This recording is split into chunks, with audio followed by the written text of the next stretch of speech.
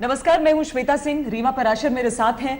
और दरअसल हम दोनों यहां पर इसलिए बैठे हैं क्योंकि आप सबके मन में जो सवाल हैं वो हम वित्त मंत्री के सामने रख सकें। अरुण जेटली हमारे साथ हैं। सर, बैंक आखिरकार खुल गए, आशंकाएं इतनी सारी थी, सही था ये सरकार का फैसला कि एक दिन बंद रहे, पैनिक थोड़ा सा सबसाइड किया, लेकिन आज भी लाइनें लंबी ही लगी। स्वाभाविक है, स्वाभाविक इसलिए है कि इस देश की जनसंख्या भी काफ़ी है और बहुत बड़ी जनसंख्या है जिनके पास हाई डिनोमिनेशन नोट्स होंगे, और इसलिए जाकर उसको बैंक के अंदर जमा करवाना या उसको एक्सचेंज करना ये कोई सीक्रेट नहीं था, इसकी संभावना थी। मैं केवल इतना कहूँगा कि कुछ दिन के लिए ये दबाव और प्रेशर रहेगा, किसी भी इस तरह की ट्रांसफॉर्मेटिव चीज़ में रहेगा जब आप इस देश की 86% करेंसी को रिप्लेस कर रहे हैं वैल्यू में। और उस 86 का जो साइज है, जब 1978 के अंदर हाई डिनोमिनेशनल नोट्स डिमोनेटाइज हुए थे तो टोटल हाई डिनोमिनेशनल करेंसी बाजार में 80 करोड़ रुपए की थी।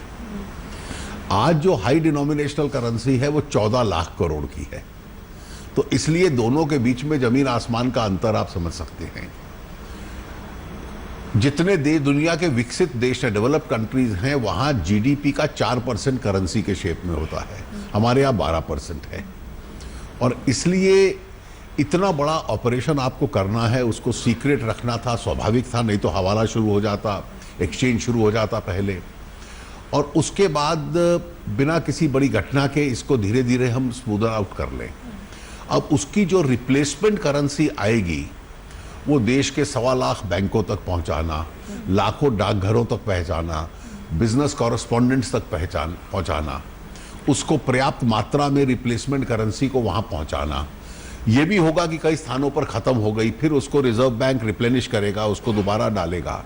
ये छोटी घटनाएं, बड़ी घटनाएं इस तरह की होती रहेंगी, लेकिन 2 से 3 सप्ताह में हम सफिशिएंट अमाउंट ऑफ करेंसी इस ऑपरेशन के दौरान देश भर में भेज पाएंगे। लाइनें 2 से 3 सप्ताह और मुझे लगता है कुछ समय तक लगेंगी, और उसके बाद धीरे धीरे लोगों को भी चाहिए। 30 दिसंबर तक के सामने टाइम है, और 30 दिसंबर के बाद आपको रिजर्व बैंक में 31 मार्च तक आप जा सकते हैं जी। और दूसरा, इसके साथ साथ ये आवश्यक नहीं है कि जिन व्यक्ति को जरूरी है वो एक्सचेंज करें, नहीं तो सारा कैश जो है अपने अकाउंट के अंदर डाल दें और आवश्यकता के अनुसार उसको खर्च करते रहें। लेकिन अरुण जी, लाइनों की बात तो हम कर रहे हैं, जो पैनिक सिचुएशन जिसकी आप बात कर रहे हैं कि नहीं पैनिक में आना चाहिए, पैनिक उन लोगों को हो रहा है जिनके घर में शादी थी। बहुत सारी कॉल्स आपके पास भी आई होंगी, बहुत सारे लोग जिनके घर में आज शादी है, कल शादी है, या इस महीने के आखिर में शादी है, वो पैनिक में आ गए। देखिए, इस देश में कारण ढूंढ लेना कि ब्लैक मनी चले, बहुत क्षमता है। अरे किसान के लिए कर दो, हिंदू मंदिरों में क्या होगा, गुरुद्वारे में क्या होगा, वो तो भगवान का घर है, उनको तो कैश चलने दो। अब कोई आवश्यक नहीं है कि शादी जैसा पुण्य का काम हम ब्लैक मनी में ही करें, या मंदिरों का कहें कि बहुत भगवान का काम है इसलिए हमें बैंक अकाउंट में नहीं डालना। लेकिन ज्यादातर लोग कैश लेते हैं, जितना भी, और इसी आदत को बदलना है। स्वाभाविक है कि इसी आदत को बदलना है, इसलिए निर्णय ये करना है कि ये देश केवल ब्लैक मनी के आधार पर चलेगा, और क्योंकि हमारा स्वभाव ब्लैक मनी का है, क्योंकि हम केवल उसी में खर्चते हैं, तो इसलिए चलने दो। अब कई सरकारें आई जिन्होंने अपना पूरा कार्यकाल इसमें के अंदर कर दिया। ये सरकार का ये स्वभाव नहीं है, और हम लोग एक जो स्पेंडिंग हैबिट है लोगों की, उसको बदलने का। अब आप शगुन कैश में देते हैं, लेकिन ये किसी धर्म या शास्त्र में लिखा है कि कैश में देंगे, आप चेक में भी दे सकते हैं। इसलिए यही माइंडसेट आपको अपना सोचने का बदलना है, और मुझे लगता है थोड़ी तकलीफ जरूर होगी, लेकिन एक बार ईमानदारी से जीना हम सीख लेंगे तो उसका सुख ज्यादा मिलेगा। लेकिन देखिए ना, जो ज्यादातर लोग हैं तारीफ बहुत कर रहे हैं, मुझे देखकर बहुत अच्छा लगा कि छोटे छोटे लोग, चाय बनाने वाले, वो बोल रहे हैं कि तकलीफ हो रही है अभी, लेकिन हम कर लेंगे क्योंकि देश के लिए चाहिए। लेकिन देश के लिए जरूरत है, साथ में दूसरी समस्या क्या हो जाती है, सरकार ने कहा है कि जो पेट्रोल पंप हैं वो 500,000 लें, अस्पतालों में चले, नहीं ले रहे हैं। जो खासकर जो गरीब हैं जा रहे हैं प्राइवेट डॉक्टर्स के पास, रोज सर हम लोग को सुलझाना पड़ जा रहा है कि वो बोलते हैं मीडिया वाले आप मदद कर दीजिए, हम लोग करते हैं। हाँ। मैं केवल इतना कहूंगा, प्राइवेट डॉक्टर्स के पास जाते हैं, मैं भी एक प्रोफेशनल रहा हूं और मैंने ज्यादा समय एक प्रोफेशनल की हैसियत में काटा है। ये अब समय आ गया है, जितने प्रोफेशनल्स हैं इस देश में, चाहे वकील हैं, डॉक्टर्स हैं, चार्टर्ड अकाउंटेंट्स हैं, अन्य हैं, वो भी अपना चार्ज करने का स्वभाव नई व्यवस्था के अनुकूल कर ले।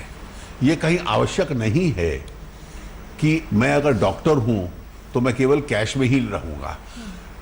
प्रोफेशनल्स में टैक्स इवेजन होता है। इस साल के बजट में मैंने जो टैक्सेशन सिस्टम प्रोफेशनल्स का प्रिजम्पटिव टैक्सेशन का निकाला है, वो इसी स्वभाव से निकाला था कि उनको सरलता और सहयोग हो जाए, ताकि उनका भी टैक्सेशन के अनुकूल अपना स्वभाव और आदत और उनकी एथिक्स भी उस हिसाब से बदले। अरुण जी, लेकिन इसमें जो सबसे अहम बात आ रही है सामने, जो कल कांग्रेस ने एलिगेशन लगाए, पहले दिन भर कोई बात सामने नहीं आई, लेकिन चिदम्बरम ने कहा कि 2000 के नोट तो एक सस्पेंस की तरह हैं। 1978 का हवाला देते हुए उन्होंने बात की। कांग्रेस के लोग कि पिछले 70 साल में से अधिकतर पीरियड उन्होंने इस देश में राज किया। आप प्रश्न पूछ रहे हैं दोनों, मैं आप दोनों से एक पूछता हूं कि एक कदम उठा दीजिए, किसी कांग्रेस की सरकार ने आज तक उठाया हो ब्लैक मनी के खिलाफ।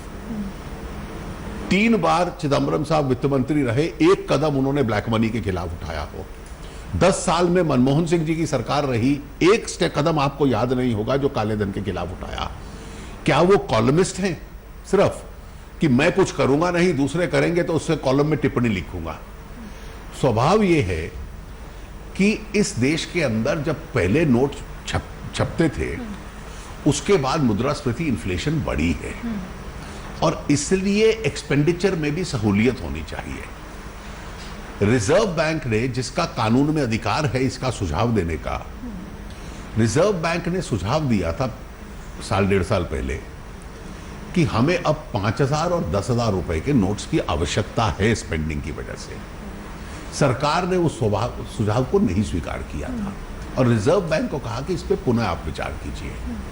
और ये जो 500 और 1000 के एक रिप्लेसमेंट करेंसी आनी थी, उसका रिजर्व बैंक के पास जो एक्सपर्ट्स हैं वो डिज़ाइन बनाते हैं। उन्होंने अपना डिज़ाइन बनाया और इन्फ्लेशन भी बढ़ा है, उसकी कन्वीनियंस के हिसाब से उनका जो सुझाव था वो 500 और 2000 के वैकल्पिक नोटों का था, जो उन्होंने दिया, जो सरकार ने फिर स्वीकार किया और जिसकी की छपाई पिछले कई दिनों से चल रही है। इसलिए केवल ये टिप्पणी करना, मैंने तो कुछ किया नहीं देश के लिए, लेकिन आपने 500 का क्यों किया, 800 का कर देते, 400 का कर देते। क्या कांग्रेस में इतना खोखलापन हो गया है कि केवल इसी, अच्छा शादी में शगुन कैसे दिया जाएगा? अरे ये कहाँ लिखा है? मैंने पहले भी आपको कहा कि काले धन से ही शगुन देना है, व्हाइट मनी में भी आप दे सकते हैं। लेकिन ये 500, 1000 के नोट, बड़े नोट काला धन लोग जमा कर रखते हैं, तो उसे डिसकंटिन्यू किया गया। 500 दोबारा आया, 2000 का नोट आया, लोग आज एटीएम से कुछ लोगों ने निकाला भी, 1000 का नोट भी दोबारा आएगा। तो इसमें क्या अलग होगा कि इसकी होर्डिंग नहीं हो सकती है? इसे देखिए, आप ऐसा है, आप इसमें 2-3 कारण आप समझिए। ये सरकार केवल एक ये कदम नहीं उठा रही। जैसा मैंने कहा कि कांग्रेस की किसी सरकार ने एक भी कदम नहीं उठाया। मैं उतनी ही जोर से कह रहा हूं कि पिछले 2.5 साल में देखिए, पहला कदम था कि हमने जनधन योजना कि हर हिंदुस्तानी को बैंक अकाउंट से जोड़ दो, उसमें एक पैटर्न था। दूसरा कदम था जिनका विदेशों में पैसा है, जो बिग फिश है, उनको अवसर दो कि डिस्क्लोजर करें। जो नहीं करेंगे, HSBC, लिंचनस्टाइन, उनके खिलाफ फौजदारी केस चल रहे हैं। अगला कदम था कि बेनामी संपत्तियों को रद्द कर दो, वो कानून बनाया। उसके बाद देश के अंदर जिन पे काला धन है, IDS योजना में उनको डिस्क्लोजर किया, जिसमें कि लगभग 70,000 करोड़ के करीब आया कि आप डिस्क्लोज कीजिए अपना ब्लैक मनी। आपने सारे के सारे एवेन्यूज एक्सप्लॉइट किए। ये भी कहा गया कि सरकार ब्लैक मनी के बारे में कुछ आवश्यकता से अधिक सख्ती कर रही है। कुछ मुख्यमंत्री, दिल्ली मुख्यमंत्री, वो तो ब्लैक मनी के पक्ष में एकदम खड़े हो गए। जब हमने पैन कार्ड की रिस्ट्रिक्शन की, जब हमने ज्वेलरी के ऊपर एक्साइज लगाया, इन सब के पीछे अगर आप आर्थिक तर्क देखिए तो हम एक दिशा में कर रहे थे, और कोई भी समझदार आदमी होता वो विश्लेषण कर सकता था कि सरकार का अगला कदम क्या होगा। ये अगला कदम था कि इस देश का स्पेंडिंग का जो स्वभाव है, एक्सपेंडिचर का, उसको हम बदलें और लोगों को कैशलेस इकोनॉमी की तरफ लेके जाएं। ओवरनाइट नहीं होगा। अब इसके साथ साथ जो GST आएगा, ज्यादा एफिशिएंट सिस्टम होगा, हर स्टेज कंप्यूटर में कवर्ड होगी ट्रांजैक्शन की, उसमें इवेजन और मुश्किल होगा। उसके साथ साथ डायरेक्ट टैक्सेस को रैशनलाइज करना और उसकी अपर लिमिट जो है उसको कम करना, ताकि टैक्सेस की संख्या भी जब कम होती है व्यवसाय के ऊपर तो लोग इंसेंटिवाइज फील करें कि मैं टैक्सेस ज्यादा दूं। अब कुछ लोग फिर भी उल्लंघन करेंगे, हम कोई आदर्श दुनिया में नहीं रहते, we are not in an ideal world, लेकिन इन सब के पीछे, और आज जिस आदमी को बैंक के अंदर जमा करवाना पड़ेगा, छोटे जो निवेशक हैं जिनके पास छोटा अमाउंट है, गृहिणियों के पास है, या लोग स्वाभाविक इस स्वभाव में रखते हैं, उनके ऊपर कोई कार्रवाई नहीं होती। उन्होंने तो छुपा कर रखा था, सब रिवील करना पड़ा होता है। देखिए ऐसा है कि उनके ऊपर कोई छुपा के रखने की बजाय अच्छा है बैंक में रखिए, सुरक्षित भी रहेगा, चोरी भी नहीं होगा, ब्याज भी मिलेगा। बैंक में रखने के तो ज्यादा लाभ है। जो छोटे लोग हैं जो एग्जेम्प्टेड लिमिट्स में हैं, उनको तो कोई इसमें डर नहीं, ना कोई टैक्सेशन है, ना कोई प्रश्न पूछा जाएगा। किसी ने होड़ करके बहुत बड़ी मात्रा में रखा हुआ है तो क्यों ना टैक्स दे। क्या ब्लैक मनी में बड़े नोटों वाली बात अभी भी नहीं समझ में आई है कि देखिए मैं उसमें इसलिए बताता हूँ, लोग कहते हैं कि कोई शायद उसका मटेरियल अगर कोई पॉलीमर, वो गलत है एकदम, वो चिप लगी होगी। पहले अब क्या है, अब क्या है कि कुछ तर्क नहीं मिला तो बेमतलब, अच्छा कोई कहता है चिप लगी हुई है, कोई कहता है लॉकर्स को डिजिटल कर दिया जाएगा, इस तरह की बेमतलब अफवाहें हैं। मैं इन सब अफवाहों का पूर्ण रूप से खंडन करता हूं। अब जितने हमने सीरीज ऑफ स्टेप्स उठाए हैं, अब ये कहना कि पैन कार्ड दीजिए आप 2 लाख से ऊपर परचेज पे, अब सख्ती तो इसमें है, लेकिन ब्लैक मनी का जनरेशन, ब्लैक मनी का एक्सपेंडिचर जब उस सब पे रोक लग रही है तो भविष्य में जनरेट होगी इसके बाद भी, लेकिन उसकी संभावनाएं और संख्या काफी कम हो जाएगी। लेकिन अरुण जी, आम जनता भी यही जानना चाहती है, जो आप कह रहे हैं कि अगला कदम क्या होगा। इतने सारे कदम उठाए, बजट से पहले ये कदम उठाया गया, तो लोगों को उम्मीद है कि बजट में भी आप कुछ ऐसा कदम उठाने वाले हैं। ऐसा है कि मैंने आपको एक कहा कि कोई भी अगर सीरियस एनालिसिस होता कि प्रधानमंत्री जी का या वित्त मंत्रालय का जो एक एक कार्रवाई हम कर रहे हैं, हमने लोगों को बैंकों के साथ क्यों जोड़ा। सबसे पहला कदम वो किया, दूसरा कदम डिस्क्लोज करो, तीसरा कदम नहीं करोगे तो सख्ती होगी, बिनामी ट्रांजैक्शंस रद्द होंगे। धीरे धीरे हम कैशलेस, हमने जितने लोगों ने जनधन कार्ड किया जो गरीब थे, जिनके पास 0 बैलेंस था, हमने जनधन योजना के तहत उनको भी डेबिट कार्ड दिया ताकि कार्ड इस्तेमाल करने का उनका स्वभाव आए। ये जो पूरी की पूरी व्यवस्था हम बनाने की कोशिश कर रहे थे, इसके अब लोग कहते हैं कि भाई किसान का स्वभाव बैंक में पैसा रखने का नहीं है। अब किसान पे इनकम टैक्स नहीं लगता और नहीं लगेगा, तो बेहतर है वो बैंक में लगे रखे। घर में पोटली में बांध के झोपड़ी में रखेगा तो उसमें तो चोरी की संभावना भी है। क्या आने वाले दिनों में 100 और 50 के नोट के बारे में भी आप ऐसा सोच रहे हैं? ऐसी कोई सरकार के सामने सुझाव नहीं है।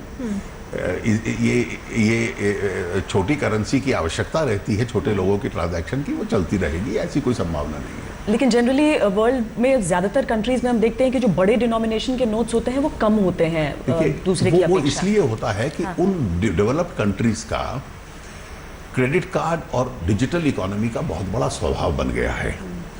और अब आप देखिए कितनी कन्वीनियंस हो गई। पहले हम बिजली का बिल देने जाते थे, टेलीफोन का बिल देने जाते थे, क्यू में लगते थे। आज आपके पास पेमेंट गेट्स भी बन गए, स्वाभाविक रूप से आपके बैंक अकाउंट में से अपने आप पैसा वहां चले जाता है।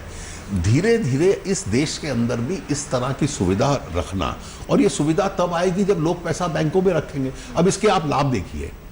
पहला लाभ है कि आपको कैश रखने की जरूरत नहीं है, चोरी की संभावना नहीं है, ना करनी पड़ेगी, ना वो पैसा भी सुरक्षित रहेगा, बैंक में रहेगा, ब्याज भी मिलेगा।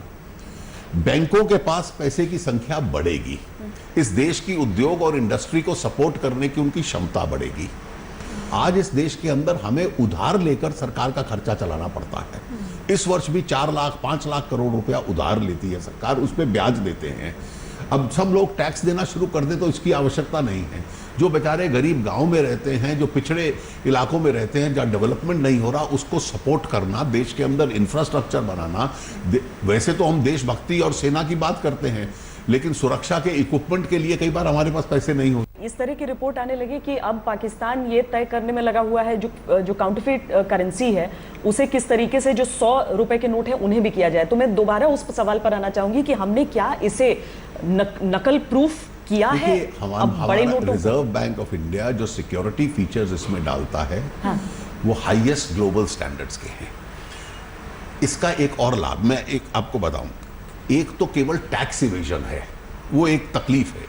उससे बड़ी तकलीफ है कि कैश करेंसी का क्राइम में प्रयोग होना, रिश्वत, ब्राइबरी, करप्शन, टेररिज्म, ये सारा टैक्स इवेजन के अलावा नारकोटिक्स, इसके अंदर प्रयोग होना, ये सारे कैश को जब स्क्वीज करते हैं हम, और ये जो 12% जीडीपी का कैश के रूप में घूमता है देश भर में, इसको जब आप नैरो डाउन करते हैं तो इस कैश अवेलेबिलिटी की भी संभावनाएं कम होती हैं, कैश जनरेशन की भी संभावनाएं हम कम करेंगे, और उधर इनकम टैक्स कानून के माध्यम से हम कैश एक्सपेंडिचर के ऊपर भी अंकुश लगा रहे हैं। तो इसलिए इस सरकार ने, मैं आज फिर चुनौती देता हूं, 1947 से आज तक कोई सरकार बता दे कि इतने स्ट्रक्चर्ड तरीके से उसने कोई ऐसे कदम उठाए हो। हमारा तो एक एक कदम उस दिशा के अंदर गया। तो अरुण जी, एक दिन सबको लगा पॉलिटिकल पार्टीज को, आज मायावती कह रही हैं आर्थिक आपातकाल जैसी स्थिति है, मुलायम सिंह कह रहे हैं आम जनता की जेब पर आपने बोझ डाला है, अरविंद केजरीवाल ने वीडियो जारी किया और उनका कहना है कि पीएम ने अपनी पार्टी के लोगों के पैसे तो सुरक्षित करवा दिए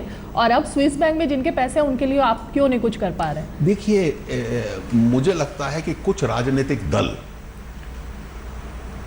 उनका इसमें निजी स्वार्थ था, और स्वार्थ इसलिए था कि इस देश का एक दुर्भाग्य रहा है, और ये कोई पब्लिक सीक्रेट है, कि दुनिया का सबसे बड़ा हम लोकतंत्र हैं, लेकिन पॉलिटिकल फंडिंग का एक तरीका जो था वो हमेशा कभी ट्रांसपेरेंट नहीं था। जब मैं कानून मंत्री था अटल जी की सरकार में, तो मैंने कंपनीज एक्ट में भी, रिप्रेजेंटेशन ऑफ पीपल्स एक्ट में भी और इनकम टैक्स एक्ट में भी अमेंडमेंट किया था कि आप चेक से पार्टीज को पैसा दीजिए और उस चेक से जो पैसा देंगे टैक्स की छूट मिलेगी, ताकि लोगों को प्रोत्साहन मिले, इंसेंटिव मिले।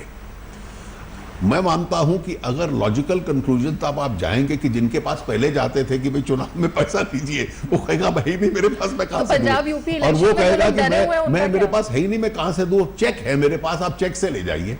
पंजाब उत्तर प्रदेश के चुनाव पर इसका असर होगा, आपको लगता है? क्योंकि सबसे ज्यादा लोग वही डरे हुए हैं। मुझे ये लग अगर रहा है इसमें कि कुछ खर्चा कम हो जाता है तो मैं सोचता हूं एक बड़ा कदम कहीं होगा। ऐसा तो नहीं होगा कि आपके लिए ये पॉलिटिकल रिस्क भी एक लेकर आए, लोग अगर इनकन्वीनियंस हुए हैं 2 महीनों तक। मैंने माननीय प्रधानमंत्री जी से जब फाइनल हम निर्णय इंप्लीमेंट कर रहे थे, एक वाक्य सुना कि मुझे इसकी राजनीति के लाभ या नुकसान को नहीं देखना, ये सोचकर आप चले और हैं। मुझे मेरे स्वभाव में कि मैं केवल एक अनइवेंटफुल टेन्योर अपना बिताकर चला जाऊं कि इतनी फाइल मैंने क्लियर कर दी और इतने पुल उद्घाटन कर दिए, मेरा स्वभाव वो नहीं है। अगर इस निर्णय से देश के स्वभाव और जीवन पे असर पड़ता है तो मैं वो निर्णय लूंगा, उसका परिणाम कुछ भी।